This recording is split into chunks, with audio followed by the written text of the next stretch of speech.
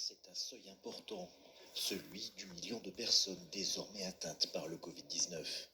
L'université Johns Hopkins dénombre aussi plus de 50 000 décès, mais ces chiffres pourraient bien être sous-estimés en raison des manques de tests, des infections bénignes et des soupçons qui pèsent sur certains pays comme la Chine, qui auraient minimisé la crise sanitaire.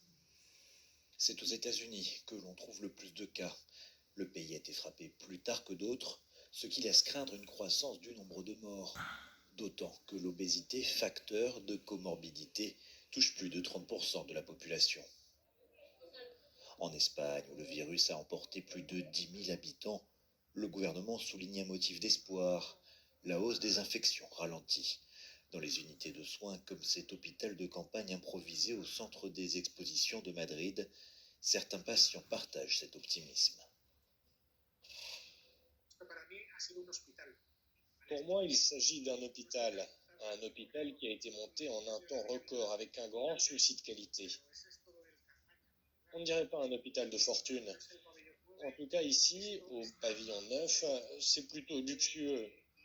Voici mon respirateur, mes affaires, les médecins me contrôlent régulièrement, m'apportent à manger.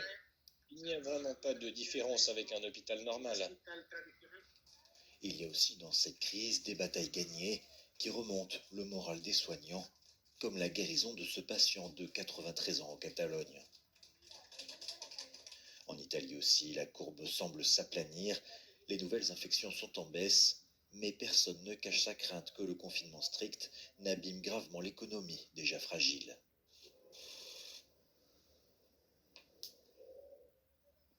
En France, pour la première fois, les décès à domicile et dans les maisons de retraite ont été comptabilisés. Résultat, 1500 nouveaux décès seulement jeudi. Au total, 4500 personnes sont mortes dans les hôpitaux, dont plus de la moitié en Île-de-France et dans le Grand Est. Le Premier ministre a affirmé ce jeudi que le confinement allait probablement se prolonger au-delà du 15 avril. Il appelle les Français à ne pas partir en vacances à Pâques.